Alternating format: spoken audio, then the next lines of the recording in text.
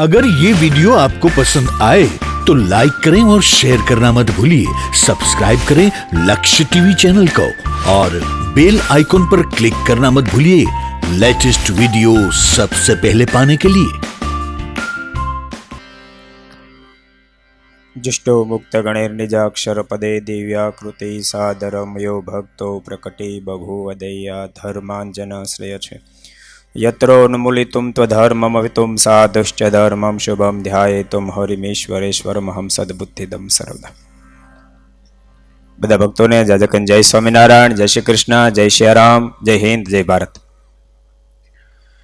સુરતના આંગણે ગાબાણી પરિવાર આયોજિત શ્રીમદ ભાગવત કથાની અંદર આપણે 6 દિવસથી ખૂબ સુંદર રીતે કથાનું રસાપાન કરાવતા પૂજ્ય जिग्नेश दादा, राधे राधे, हरिहरानंद बापू वगैरह वगैरह ब्रह्मनिष्ठ संतो, यजमान श्री અને વિશાળ સભામાં બેઠેલા શ્રોતાગણોને ખૂબ હેતથી જય સ્વામિનારાયણ। વાલા ભક્તો, અદ્ભુત દિવ્ય ગાથા આપણે સાંભળતા હતા। પ્રેમની શું તાકાત હોઈ શકે, પ્રેમ કેટલી બધી કુરબાની આપી શકે, પ્રેમ સ્વયં પરમાત્માને પણ બાંધી શકે। ભૂલતાની આ દુનિયાની અંદર પરમાત્માને યાદ કરીને તો ભક્ત રડતા હોય તો અનેક ગાથાઓ હશે, પણ પ્રેમને તાકાત છે। ભક્તને માટે સ્વયં ભગવાન રડે, પ્રેમ ભગવાનને રડાવે। સ્વયં ભગવાન કૃષ્ણ ગોકુળ વૃંદાવન વાસીના પ્રેમને આધીન બની રડે, ગોપીઓને યાદ કરીને રડે। જો કે વધારે સમય નહીં લો, મને ખબર છે કથાની અંદર પ્રવચન 5 મિનિટ જ અપાય, પણ એક વાત બહુ સ્પષ્ટ છે, આ હિન્દુસ્તાનની ધરતી છે, આ ધરતી કોઈ સામાન્ય નથી, આ ધરતી પ્રેમની ધરતી છે। બહુ સાચું કહું તો આ ધરતીએ પ્રેમ કોને કહેવાય એની દુનિયાને દ્રષ્ટિ આપી છે। ભૂલતા નહીં, આ ધરા પર મહાપુરુષો અનેક ફેરી પધાર્યા છે, પણ પ્રેમને આધીન બની સ્વયં પરમાત્માને પણ મનુષ્ય તન ધારણ કરી અને પધરામણી કરાવે એવા હિન્દુસ્તાનની ધરતી છે। સારે જહાં સે અચ્છા હિન્દુસ્તાન હમારા, અમસ્તા એ શબ્દો નથી બોલાણા। चंदन ऐसे देश की मिट्टी तपोभूमि हर गांव है, हर बाले देव की प्रतिमा जहां बच्चे बच्चे राम है। આ દેશનો એક એક યુવાન રામ જેવી ક્રાંતિ ધરાવનારો યુવાન એ દેશની અંદર પરમાત્માને પણ પરવશ બનીને ધરા પર આવવું પડે। ભૂલતા નહીં, પરમાત્મા ધરા પર ધર્મના ઉત્થાપન માટે નથી આવતા। પરમાત્મા ધરા પર માત્ર ને માત્ર ધર્મના સ્થાપન માટે કે અસુરના સંહાર માટે નથી આવતા। બાપ, અસુરના સંહાર માટે પરમાત્માને જો ધક્કા થાય, અધર્મ ઉત્થાપન માટે અને ધર્મના સ્થાપન માટે પરમાત્માને આ ધરતી પર જો ધક્કો થાય ને તો પરમાત્માની સામર્થ્ય પર લિમિટેડ થઈ જાય। પણ આ ધરા પર પરમાત્માને આવવાનું કોઈ જો કારણ હોય તો ભૂલશો નહીં, ભારત વર્ષની જનતાના પ્રેમને આધીન બની, એના ભાવિક ભક્તોના પ્રેમને આધીન બની આ ધરા પર પરમાત્માને આવવું પડે। એવી આ ધરતી, ભગવાનના ભક્તને જ્યારે સંકલ્પ થાય, માં યશોદાને સંકલ્પ જ્યારે થાય, કનોય મારી ગોદમાં આવીને ખેલે, બાબા નંદના મનમાં જ્યારે સંકલ્પ થાય, કનૈયો મારી સાથે ગયાને ચારાવવા માટે આવે, ગોપીઓને જ્યારે સંકલ્પ થાય, કનૈયો અમારી સાથે નાચે, ત્યારે પરમાત્માને ધરતી પર આવ્યા સિવાય છૂટકો નથી। અને એવા પ્રેમને આધીન બનીને પરમાત્મા ધરાવ પર આવે છે। ભક્તો, આ દુનિયાની અંદર અનેક કહાનીઓ લખાણે છે। ઘણા લોકો એમ કે અમે પરમાત્માને માનતા નથી, પણ દુનિયાની ગમે તેટલી શ્રેષ્ઠ કહાનીઓ હશે, એ કહાનીઓ આવીને ભૂસાઈ ગઈ, પણ પરમાત્મા યુગો પહેલા થયા અને યુગોથી એની કહાનીઓ ગવાતી આવે અને લાખો કરોડો રૂપિયાના ખર્ચા કરી કરી લોકોને સાંભળે રાખે। ભૂલતા નહીં, એવું નહીં વિચારતા લાખો રૂપિયાનો ખર્ચ વ્યસ્ત છે।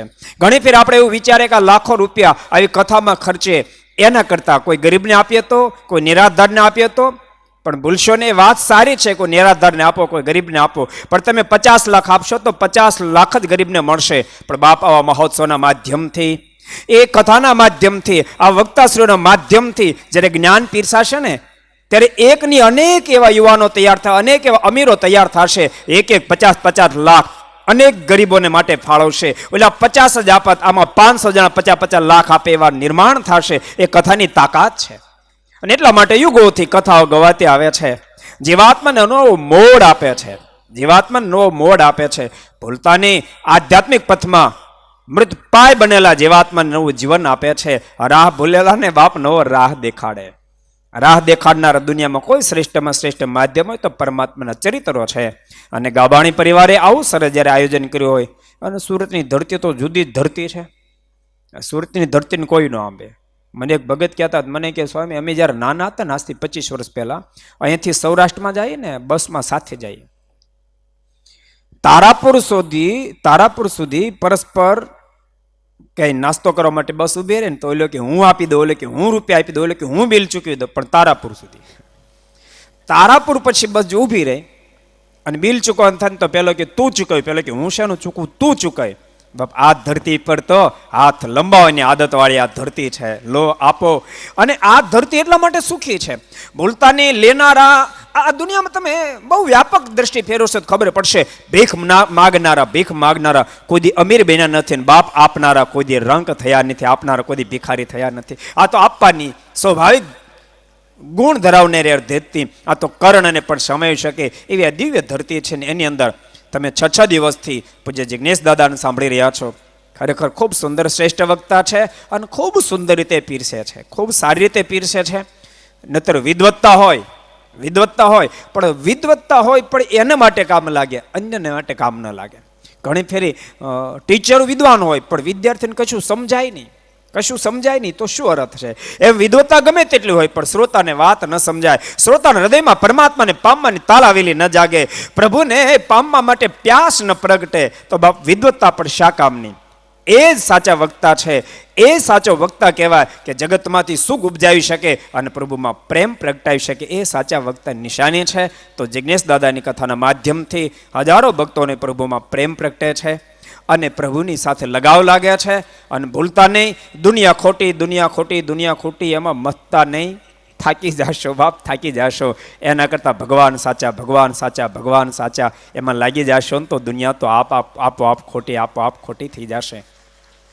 સ્વયં ભગવાન સ્વામિનારાયણ પણ પ્રથમના 25મા વચનામૃતમાં બતાવ્યું કે ચિત્તના નિરોધે કરીને પ્રાણનો નિરોધ થાય, અને પ્રાણના નિરોધે કરીને ચિત્તનો નિરોધ થાય. પણ પ્રાણના નિરોધમાં તમે બહુ પડતા નહીં, બેવડા વળી જાશો ને તોય પણ પ્રાણનો નિરોધ થાય તો થાય, ન તો એમને જિંદગી બરબાદ થઈ જશે. એના કરતાં પરમાત્માના સ્વરૂપને યાદ કરજો. ચિત્તનો જો નિરોધ થશે, પરમાત્માના સ્વરૂપમાં ચિત્ત જો રોકાઈ જશે તો પ્રાણનો નિરોધ તો આપોઆપ થઈ જશે. આ તો બાપ ચિત્તને રોકવા માટેની દિવ્ય ગાથા છે. પરમાત્માના ચરિત્રના માધ્યમથી જીવાત્માના ચિત્ત રોકાય છે અને પ્રભુમાં અનુરાગ કરી બેસે છે. એવી દિવ્ય ગાથા ગાબાણી પરિવારે મારા વજુભાઈ ભરતભાઈ સુંદર આયોજન કરી. જો કે મને ખૂબ આમંત્રણ હતું કે સ્વામી તમારે આવવું જ પડશે. મારે તો અહીં બેવડો સંબંધ લાગુ પડ્યો. એક બાજુ યજમાન પરિવારનું આમંત્રણ હતું, બીજી બાજુ જિજ્ઞેશ દાદા અમારો કરાર છે, બેનો કરાર છે. એમને કીધું ને કરાર છે કે મારે ગેપ હોય તો એની કથામાં જવું ને એમને ગેપ હોય તો એને અમારી કથામાં આવું, એવો કરાર છે. એટલે અહીંયા ગેપ હતો, અમારે પ્રમ દિવસે કથા શરૂ થઈ, આજે ગેપ હતો.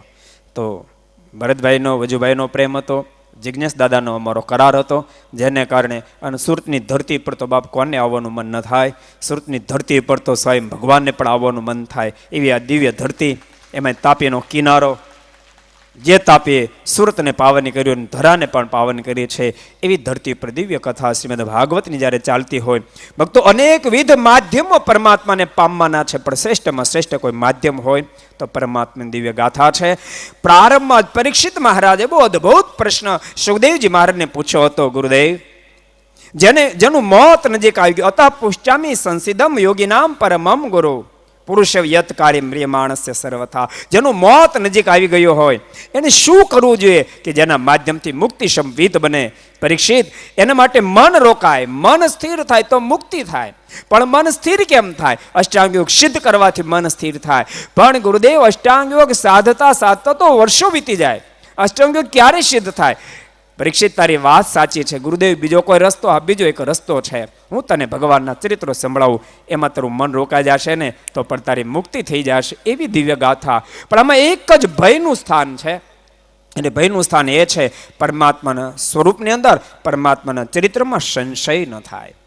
પરીક્ષિત જેવા મહારાજાને પણ પરમાત્માની રાસપંચાધ્યાયની કથાનું જ્યારે શ્રવણ કર્યું ત્યારે સંશય થઈ ગયો.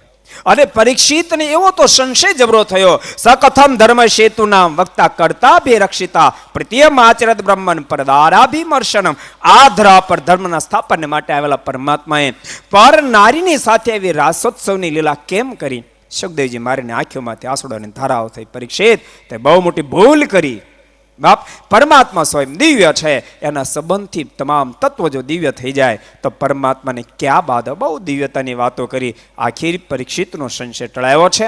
એનો મતલબ શ્રીમદ ભાગવત તો આપણે વાંચી શકીએ પણ સંશય થાય ને ત્યારે બાપ એનું સમાધાન કોણ કરાવે? સમાધાન તો વિદ્વાન લોકો હોય, કોઈ સદગુરુ સંત હોય તો એનું સમાધાન કરાવે. ભૂલતાની આધારા પર ઘણા એવું માને છે કે સાધુ સંતોની શું જરૂર છે, આવા વિદ્વાનોની શું જરૂર છે? શા માટે એનો ઉપદેશ સાંભળવો? બધા શાસ્ત્રો તો છે, રામાયણ છે, ભાગવત છે, સત્સંગ જીવન છે, આ બધા ગ્રંથો વાંચી ન લઈએ? ભૂલતા નહીં.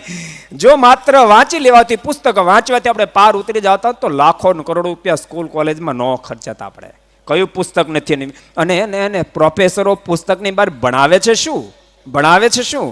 ભૂલતાની એ પુસ્તકનું અંદરનું જ ભણાવે છે, પણ ભણાવવા માટે ટીચર અને પ્રોફેસરો વિના ભણી નથી શકાતું. એમ સાધુ સંતો અને વિદ્વાન પુરુષો સિવાય શાસ્ત્રના ઊંડાણને આપણે સમજી શકાતા નથી. અને ઊંડાણ જ્યારે સમજાય છે ત્યારે પરમાત્મા બહુ ટુકડા થઈ જાય છે. એ દિવ્ય ગાથા અંત ભાગમાં કંસ જેવાનો પણ વિનાશ સર્જ્યો, મને અહંકારનો વિનાશ સર્જ્યો. ગમે તેટલી ઊંચાઈ હશે પણ ઊંચાઈમાં જો અહંકાર એન્ટ્રી કરશે તો પરમાત્મા સહન નહીં કરી શકે. અન્ય ભૂલોને પ્રભુ માફ કરશે પણ બાપ અહંકારને માફ નહીં કરે. માટે બિલકુલ અહંકાર રાખ્યા સિવાય મારી પાસે જે કાંઈ કાર્ય થાય છે મારો ઠાકોર કરાવે એ ભાવના કેળવજો. ગાબાણી પરિવારે આવું સુંદર આયોજન કર્યું છે. પરમાત્માને પ્રાર્થના કરીએ એ પરિવાર દ્વારા આવા નવા નવા કાર્યો થતા જ રહે, દિવ્ય કાર્યો થતા રહે અને પૂરા પરિવારને ઠાકોરજી ખૂબ સંપત્તિ આપે, ખૂબ રૂડા સંસ્કારો આપે કે જેથી કરીને પરમાત્માના રાજીપાના પાત્ર બને. એ પરમાત્માના ચરણોમાં પ્રાર્થના કરી અને મારી વાણીને વિરામ. બધા ભક્તોને જાજે કહીને જય સ્વામિનારાયણ, જય શ્રી કૃષ્ણ, જય શ્રી રામ, જય હિન્દ, જય ભારત. अगर ये वीडियो आपको पसंद आया हो तो लाइक करें और शेयर करना मत भूलिए. सब्सक्राइब करें लक्ष्य टीवी चैनल को, हाँ, और बेल आइकॉन पर क्लिक करना मत भूलिएगा लेटेस्ट वीडियो सबसे पहले पाने के लिए.